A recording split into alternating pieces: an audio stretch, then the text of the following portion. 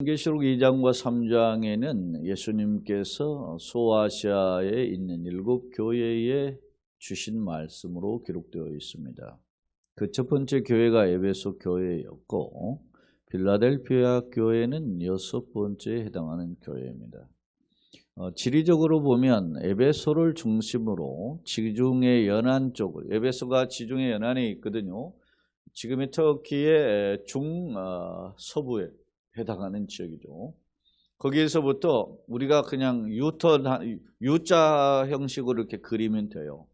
북쪽으로 올라가면 에베소, 스무나, 그 다음에 버가모, 그리고 약간 이제 동쪽으로 쥐어져서 두아디라, 그 다음에 이제 사대, 필라델피아, 라오디게아, 이렇게 유턴을 이렇게 그리면 지도상 소아시아의 7교회를 찾아볼 수 있습니다. 각각 교회별로는 한 50여 킬로씩 각각 떨어졌어요. 아마 이 교회에서 이 교회에 옮길 때마다 평균 한 50km 정도씩 떨어져 있는 지역으로 볼 수 있습니다. 자, 오늘은 6번째 교회로 빌라델피아 교회에 주신 말씀인데요. 빌라델피아 교회는 서머나 교회와 함께 예수님께로부터 칭찬만을 받았던 그런 교회였습니다. 굳이 적용을 할 필요는, 그렇다고 꼭 그렇게 적용할 필요는 없겠지만 이 두 교회는 칭찬만 받았던 교회들은 작은 교회들이었음을 알 수 있습니다. 그렇다고 작은 것이 아름답다, 작은 것이 귀하다, 작은 것이 칭찬받아 이렇다고만 할 수는 없습니다. 더 큰 교회가 작은 교회보다 더 훌륭한 일도 하고 또 모범된 일도 하거든요. 작다고 다 잘하는 것은 아니거든요. 그러나 어찌됐든 이건 작은데도 칭찬을 받았다는 것은 이런 특징이 있습니다. 적은 능력을 가지고도 하나님이 귀하게 보시는 일을 감당했다라고 하는 점입니다. 그런 면에서 귀하다, 그렇게 말씀드릴 수가 있습니다. 자, 오늘은 그런 내용을 한번 들여다보겠습니다. 어떤 면에서 빌라델피아 교회는 그러면 칭찬받을 만한 교회였는가? 자, 서론을 같이 한번 보겠습니다. 빌라델피아 교회는 시련과 역경의 와중에도 복음의 교훈에 충성함으로써 예수 그리스도로부터 칭찬만 받은 교회이다. 실제로 역사를 살펴보면 주변 지역이 모두 이슬람화된 상황에서도 1392년까지 기독교 도시로 존재하였다고 한다. 그렇습니다. 오스만 투르크의 소위 서진 정책으로 인해서 기독교, 지금 현재 터키가 사실은 기독교 유적지죠. 엄청난 유적지죠. 그런 유적지들이 이슬람으로 다 짓밟히게 됩니다. 바울이 읽어놓았던, 바울이 전도하면서 복음화했던, 바울이 복음화를 시작한 곳이 지금의 이제 터키의 남부로 되어 있지만 그 당시는 시리아의 안디옥이었어요. 근데 시리아의 안디옥이었지만 지금은 터키 안디옥으로 되어 있어요. 지역적인 영토로. 거기에서 출발을 해서 서쪽에 있는 소위 지금의 터키 지방이죠. 거기 서쪽 지방으로 1차 전도에 서남부 지방이죠. 지금 정확히 이야기하면 서남부 지방이면 보통 밤빌리아, 아탈리아, 이런 지방들이 일부가 포함되어 있으면 알 수 있어요.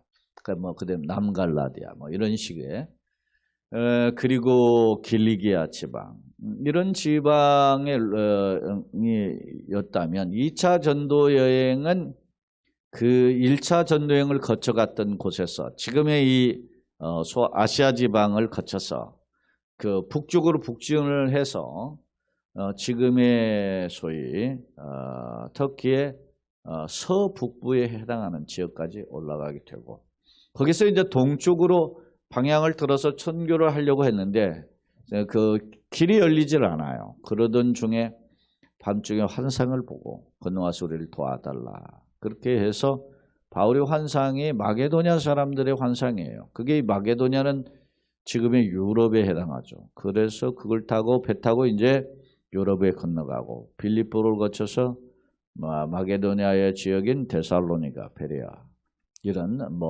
암비볼리 이런 도시들을 거치고 그리고 지금의 그리스에 해당하는 아테네와 고린도까지 가게 됩니다. 이게 바울의 2차 전도여행이고 3차 전도여행은 아시아의 중심 도시였던 당시 에베소에 머물면서 3년을 머물면서 사역을 했어요.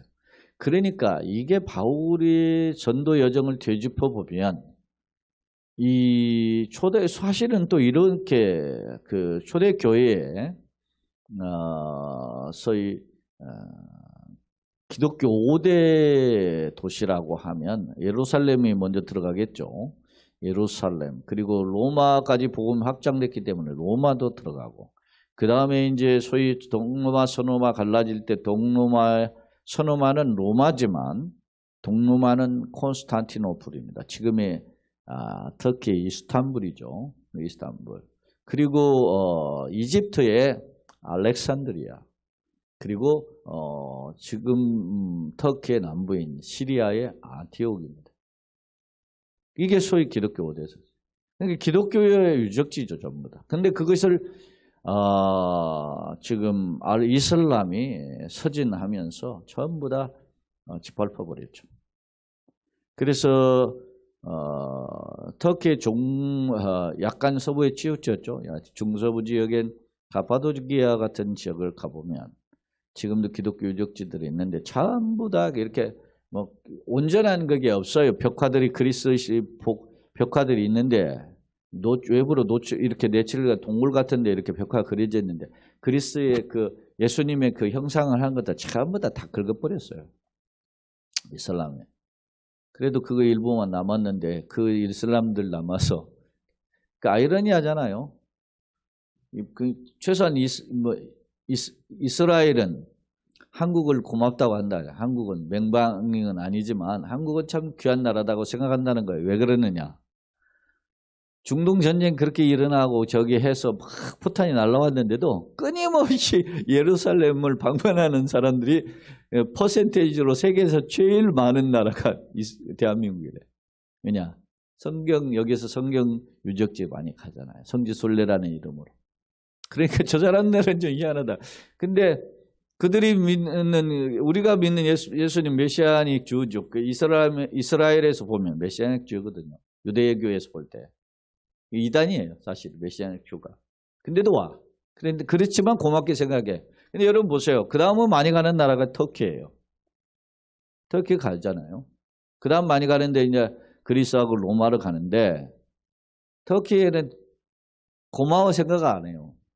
터키 우리나라 사람이 오히려 더 고마워지. 6.25 때 우리를 도와준 나라다. 16개국이라 중에 하나라 해서 고마워지.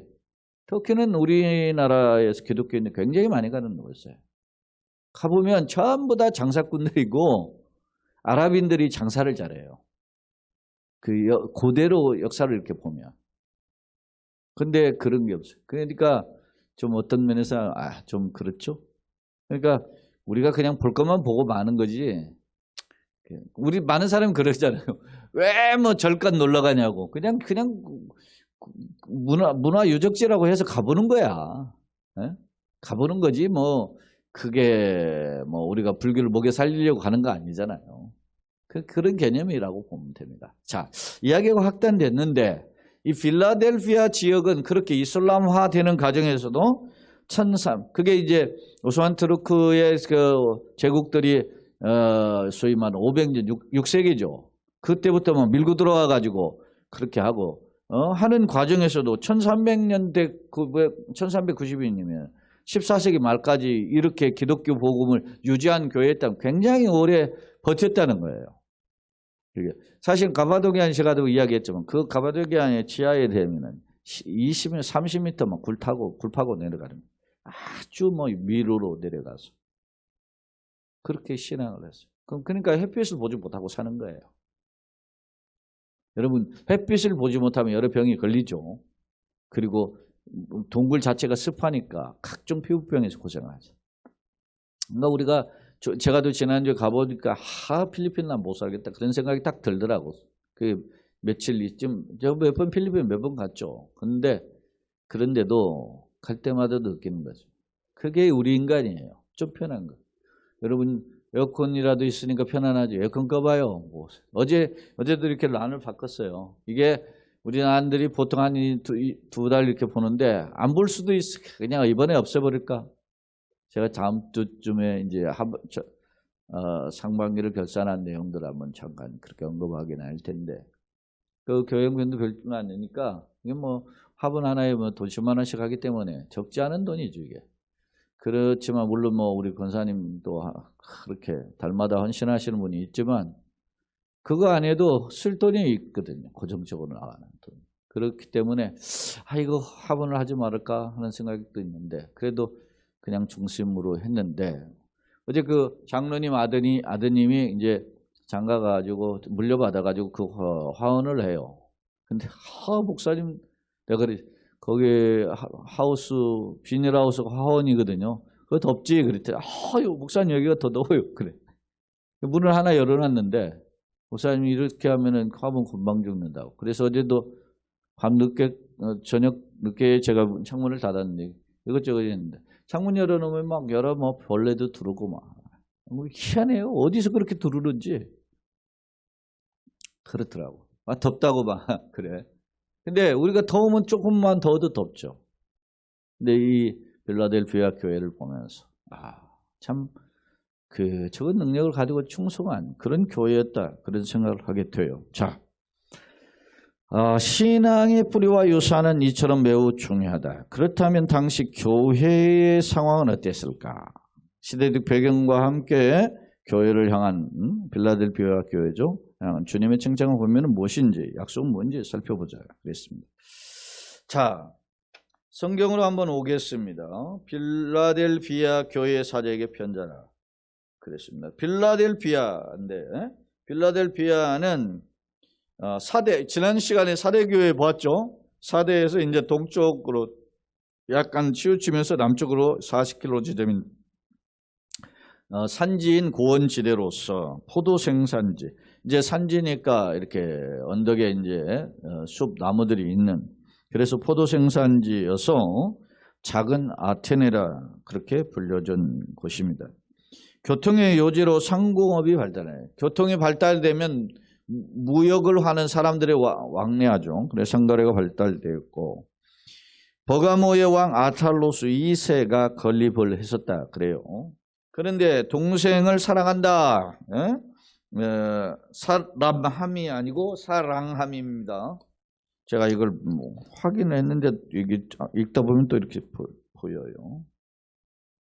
동생을 사랑함. 그게 동생은 형제를 사랑한다는 거 아니겠어요? 그죠? 그러니까 형제 사랑이 필라델피아잖아요. 필레오. 그 다음에 그게 필레오가 형제 사랑이에요. 그래서 그 필레오에서 따서 형제를 사랑하면서 필라델피아 이렇게 이름의 뜻으로 필라델포스라고 하는 지명을 불렀어요. 버가모 아탈로스 2세가 그랬다는 거예요.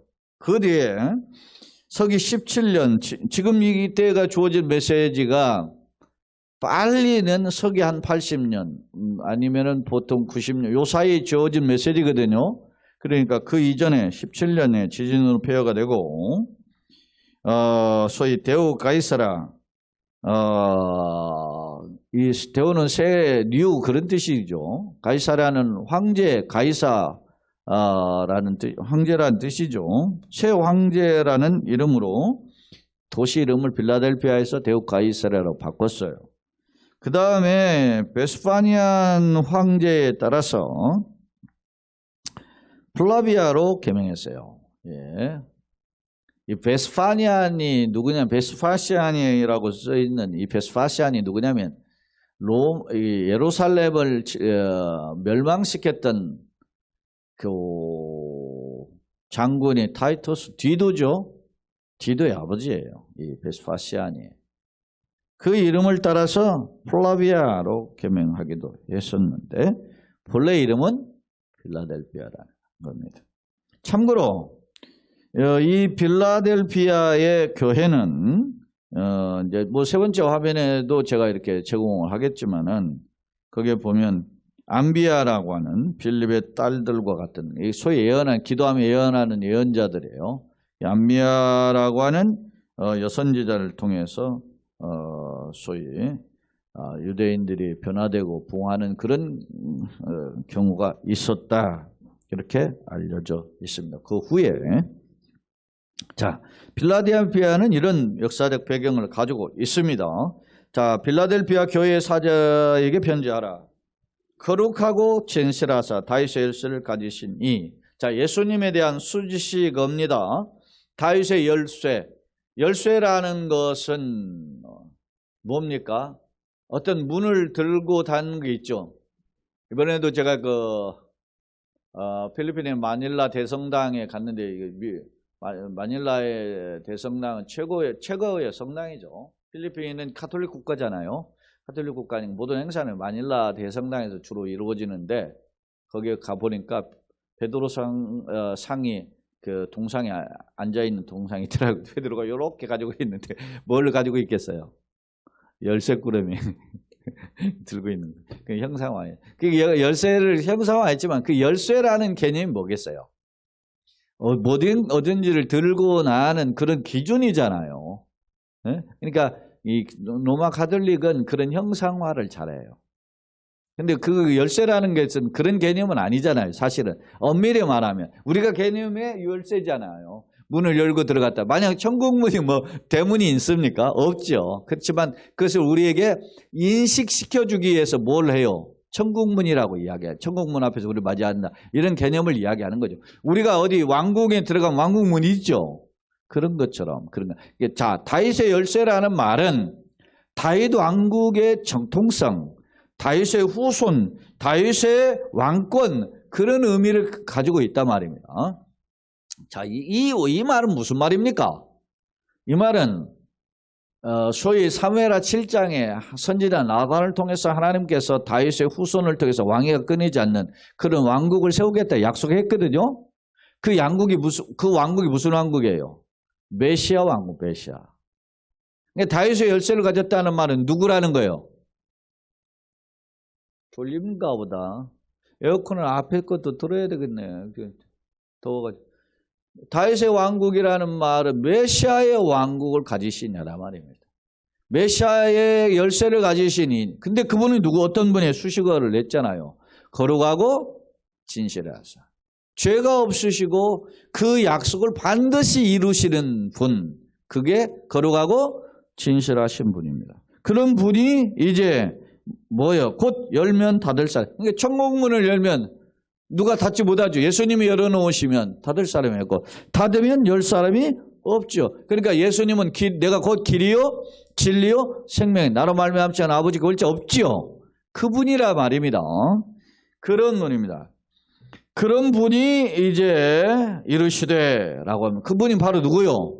예수님이죠. 예수님이 이르시되 볼지어다 내가 예수께서 너희 앞 빌라델피아 교회 앞에 무슨 문? 열린 문을 둔. 이건 천국문이 열렸다. 누구든지 지금 오픈돼서 들어갈 수 있는 길을 열어놔. 누구 앞에 열어놓은 거예요? 빌라델피아 교회 앞에 열어놨다는 거예요. 하나님이 주시는 축복의 주게. 열린 문을 뒀으니 능히 닫을 사람이 없으리라. 내가 네 행위를 아노니. 모든 게 여러분이 신앙은 결국 행위들하는 거예요. 삶이라는 거죠. 행위라는 말은 결국 삶입니다. 이론 신앙이 아니라는 거예요. 이론. 예? 그들이 그 어떤 신앙 삶으로 사는 아노니 네가 자 같이 한번 읽어봅시다. 네가 무슨 작은 능력을 가지고서도 내 말을 지키며 내 이름을 배반하지 아니하였도다. 중요한 것이 여기에 있습니다. 네가 큰 능력을 가지고 있다는 거. 그게 아니고 작은 능력이죠. 힘들죠. 작으면 힘들어요. 여러분 뭐 바둑 용어에서도 대마불사 그런 용어가 있지 않습니까? 여러분요 항공모함 태풍불은 흔들리기는 하겠지만은 파선은 안 해요. 그러나 여러분 작은 배들은 그냥 확 뒤집어져 버립니다. 그러니까 오늘날도 마찬가지입니까? 살아가다 보면 세상 조건 뭐 이렇게 하는 사람들 잘 안 넘어져요. 근데 작은 사람은 넘어진단 말이에요. 근데 작은 능력을 가지고도 하나님의 말씀, 이 예수님의 말씀을 지키며 예수님의 이름을 배반하지 아니했다. 자, 구절을 같이 한번 읽어봅시다. 보라, 사탄의 회당, 곧 누구요? 자칭의 사탄의 회당, 사탄의 모이는 무리들의 집회죠. 회당은 그런 곳, 결국 누구예요? 자칭 유대인. 자기들은 유대인이라고 하지만은 예수님 보기에는 뭐라? 사탄의 회당이다. 하나 그렇지 아니하고 거짓말하는 자들 중에서 몇을 내게 주어 그들로 와서 네 발 아래에 뭐라고? 절하게 하고 내가 너를 사랑하는 줄 알게. 결국에는 건방들고 자기 껍질만 자랑하는 자들이 네 발 앞에 무릎을 꿇게 한다. 결국 하나님께서 승리를 맛보게 할 것임을 말씀하죠. 그렇게 하리라. 그렇게 했어요. 자, 절하게 하고 너를 사랑하는 줄 알게 하리라. 그러면서 네가 필라델피아 교회죠. 나의 인내의 말씀을 지금 말씀은 바로 이루어지면 얼마나 좋겠습니까? 그런데 기다려야만 되는 경우가 왕왕 있단 말이에요. 인내의 말씀이죠. 지켰으니 내가 또한 너를 지켜 시험의 때를 면하게 하리니. 강력한 핍박입니다. 면하게 하리니 이는 장차 온 세상에 임하여 땅에 거하는 자들을 시험할 때라. 엄청난 핍박이 밀려올 텐데 그때 피할 길을 내시겠다 하는 약속입니다. 그러면서 내가 속히 오리니, 재림이죠. 오리니 네가 가진 것을 굳게 잡아 아무것도 내 면류관을 빼앗지 못하게. 사람이 살다 보면 핍박하면 당하면 힘들고 넘어지게 되죠. 그걸 빼앗지 못하게 하라. 그러면서 12절 다 같이 봅시다. 이기는 자는 내 하나님 성전에 뭐가 돼요? 기둥이 되게 하라. 왜 기둥이 될까요? 자, 필라델피아, 터키는 지금 이번에도 지진이 일어났지만 옛날에도 터키가 지진이 많은 동네예요. 보통 한 100년에 한 번씩 큰 지진이 일어난다고 터키의 역사 속에 보면, 그러니까 이때도 이 지진이 있었으면 알 수 있어요. 근데 지진이 일어나면 뭐만 남습니까? 기둥만 남죠. 기둥이 되게 하려는 것은 어떤 요동치는 그런 환경이 와도 흔들리지 않게 하리니 그런 뜻이에요. 이기는 자는 하나님 성전에, 자, 성전이 다문으로 성전에 바치고 있는 기둥이 된다. 뭐 야긴과 보아스 성전에 두 기둥이 있지 않습니까? 여러분 흔히 그러잖아요. 쟤는 우리 집안의 기둥이요. 이렇게 하죠. 옛날 우리는 뭐라고 그랬어요? 대들보요. 뭐 이런 표현을 했지 않습니까? 그런 표현을 한 것처럼 쟤는 우리 집안에 뭐 기둥이라고 아니고 쟤는 우리 집에 처마의 지푸라기요. 이렇게 표현하지는 않잖아요. 그러니까 기둥은 매우 중요한 위치라는 겁니다. 그렇게 되게 한다는 거예요. 예수님께서 누구를? 필라델피아 교회를 기둥이 되게 하리니. 그 다음 계속 읽어볼까요? 그가 결코 다시 나가지 아니하리라. 내가 하나님의 이름과 하나님의 성 곧 하늘에서 내 하나님께로부터 내려오는 새 예루살렘의 이름과 나의 새 이름을 그의 귀로 가리라. 여러분 보면 외국의 그런 어떤 신전이나 이런 데 가보면 그 건물 위에 이름이 새겨져 있죠. 신전 이름이 새겨지잖아요. 기둥 위에 그걸 탁 새긴단 말입니다. 그런 것이 새겨지게 하리라. 그런 말입니다. 그러니까 이게 다 흔들려도 변함이 없는 자가 될 것이다. 그렇게 누가? 예수님이 누구를? 필라델피아 교회를 그렇게 성경 기둥에 그들의 이름을 새길 것이다. 그렇게 말씀하고 있습니다. 그러면서 귀 있는 자는 성령이 교회들에게 하시는 말씀을 들을지어다. 이런 약속임을 알 수 있어요. 그러니까 필라델피아가 정리해 보면 어떻게 해요? 작은 능력만을 있었지만 비록 어떻게 해요? 흔들리지 않고 결코 믿음 안에 승리하는 그런 축복의 교회였다라고 하는 점을 말씀을 통해 살펴볼 수 있습니다. 자, 두 번째 화면을 보겠습니다. 자, 필라델피아 교회가 작은 능력을 가지고 생명의 말씀을 지킴을 칭찬하셨다.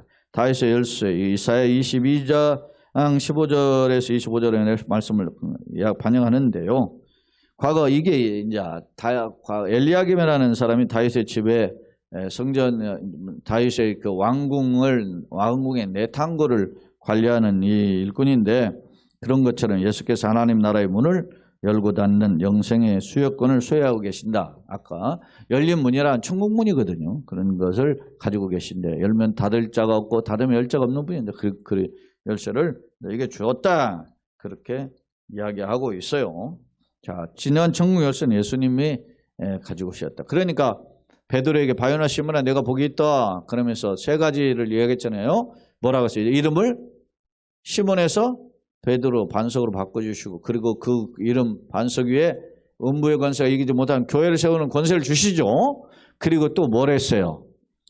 네가 천국 열쇠를 내가 네게 주리니 어떻게 네가 열면 땅에서 열면 하늘에서 열리고 땅에서 매면 하늘에서도 매이는 그런 열쇠를 준다. 그러니까 엄청난 권세를 준 거예요.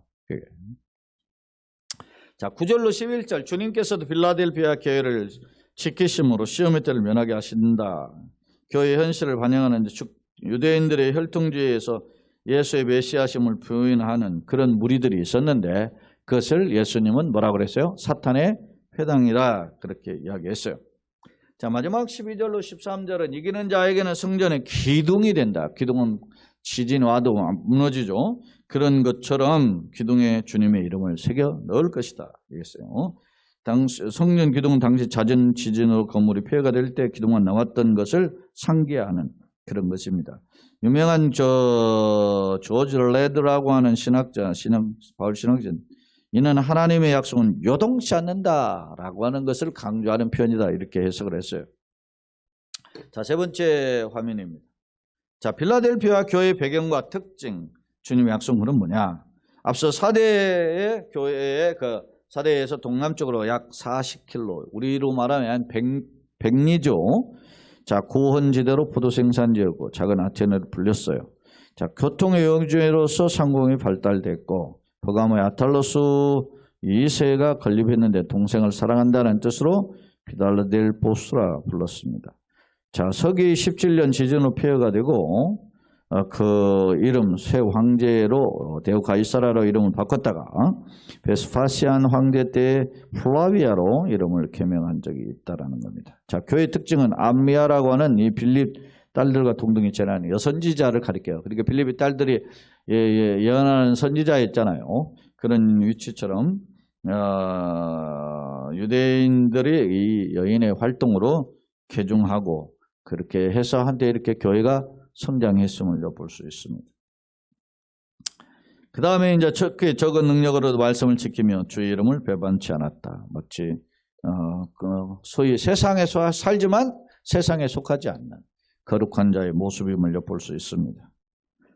열린 문을 예수님이 주시니까 그걸 받았다 그런 것입니다. 약속, 예수님의 약속이 크게 네 가지로 정리해 볼 수 있습니다. 첫 번째, 교회를 핍박하던 유대인, 다시 말하면 사탄의 회당이 자칭 유대인이라 하지만 예수님 보기에는 사탄의 회당이라 그런 거죠. 그들로부터 어떻게 해요? 지켜 주실 것이다. 빌라델피아 교회는 참 성도임을 깨닫게 해 주시고 그들로 저 사람이 진짜 하나님의 사람이야 이렇게 깨닫게 하신다. 두 번째, 주께서 성도를 지켜서 시험의 때 여호와 날이라고 하는 구약 성경에는 여호와 날이죠. 시험의 때는 아마 심판 날에 시험 때를 통해서 진노의 때인데 그런 때를 면하게 하신다. 세 번째, 주의 재림과 함께 멸류관을 빼앗지 못하도록 하신다.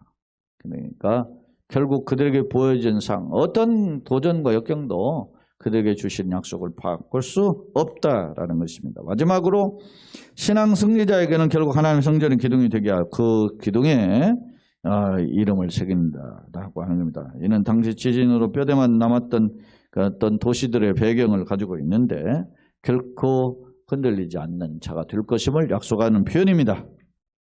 결론입니다. 같이 한번 읽어볼까요? 복된 성도란 고난을 당하지 않는 것이 아니라 도전과 역경을 믿음으로 승리한 경우임을 알 수 있다. 본문은 당시 지진이 빈번했던 도시로 유명한 빌라델피아의 교인들에게 지진 후에도 남아있는 기둥처럼 믿음을 굳건하게 지킨 성도들 역시 하나님의 성전의 기둥이 되게 하실. 또 오타가 하나 있습니다. 기둥입니다. 기둥이 되게 하실 것임을 약속하고 있다. 나는 무엇을 붙잡고 있는가? 세상의 자랑인가? 주께서 작은 능력으로 충성했던 빌라델피아 교회의 성도를 칭찬하심에 주목하자. 또한 추운 감옥에서 외로이 남아 있음에도 훗날 자신에게 주어질 명령의 밀림을 바라봤던 바울 사도의 고백과 확신을 다시금 되돌아보자. 바울이 죽기 전에 쓴 편지가 디모데 후서인데 디모데 후서 4장에 보면은 자기가 관자같이 나의 부음이 되고 나의 떠날 기약이 가까웠더라. 죽을 날 가까웠다는 말이에요.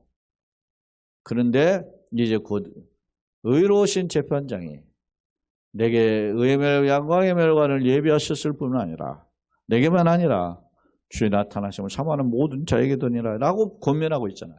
그러니까 바울은 로마의 감옥에 두 번째 감옥에 갇혀서 죽을 날을 앞두고 있는 그런 상황에서 마지막 편지를 쓸 때 사랑하는 형제들에게 그 의의 면류관, 영광의 면류관을 바라볼 것을 권했던 거예요. 빌라델피아 교회는 작은 교회지만 이런 핍박과 역경에서도 견딤으로 주님이 이런 예비하신 영광의 면류관을 바라보았던 그런 교회입니다. 우리 모두가 이런 어려운 역경의 터널을 통과하면서 다시 한번 힘을 내시기를 우리 구주 예수님의 이름으로 거듭 축원합니다. 아멘.